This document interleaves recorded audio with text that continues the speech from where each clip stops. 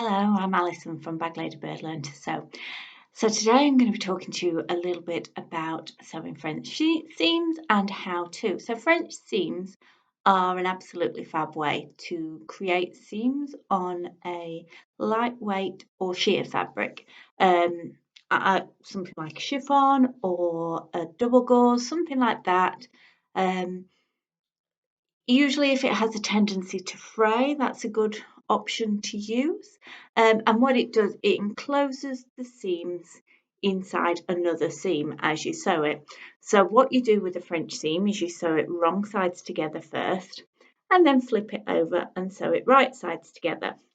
So I'm going to demonstrate this to you now. I'm doing this as part of the Carolyn Pyjama Sew Along that is within my membership club. If you want more details of the membership club, I will post the link in the comments below.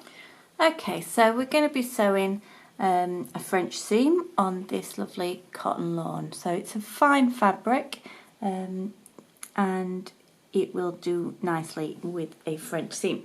So the seam allowance for this Carolyn Pyjamas is 5/8 of an inch.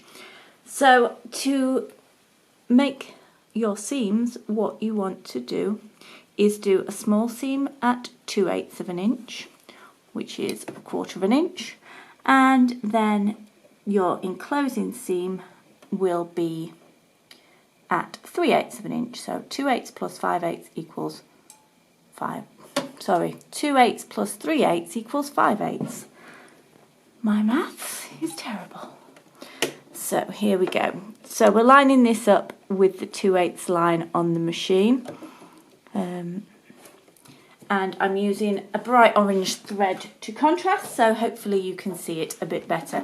Stitch length, normal 2.5.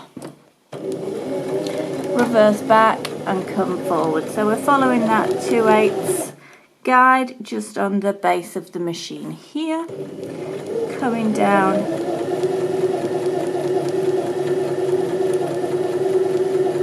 to the end, sewing like so. So you've got the wrong sides of the fabric together on this first pass, which is really crucial. So back tack at the end. It's really crucial with your French seam that you press your seams well. So the first stage is pressing that 2/8 seam open like so.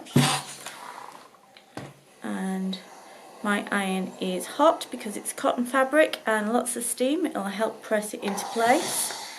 And once you've pressed it open like that, just check that it is fully open from the reverse side. And then you want to fold it right on the edge of the seam, like so, and then press again like that. Now we're going to sew this seam with the right sides together so that this little seam is tucked inside.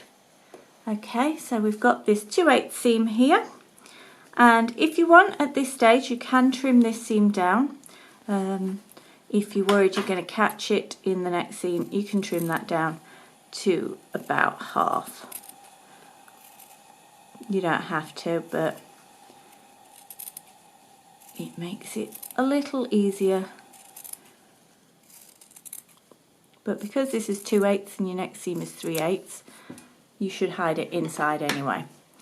So you can see that stitching there, you can see how I've pressed it. We're now going to flip it so the right sides are together, and now we're going to sew this seam with a 3/8 seam allowance. So that is the line there on that one.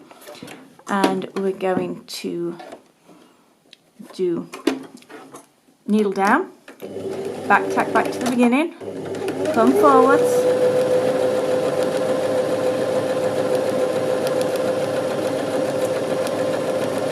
sew the seam,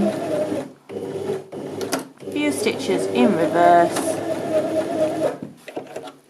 finish the seam, chop your threads off, and then off we go to the ironing board to complete this seam. So now we're pressing from the wrong side of the fabric, and you want to press your seam usually towards the back, but it depends on your garment. Decide which way you're going to do and go the same the whole way. And then you want to press from the right side to make sure it sits nice and neatly. So you can see here that all the raw edges are tucked inside this first seam that we sewed. So it makes it super neat on the inside. Only suitable for lightweight fabrics, but gives you a lovely finish.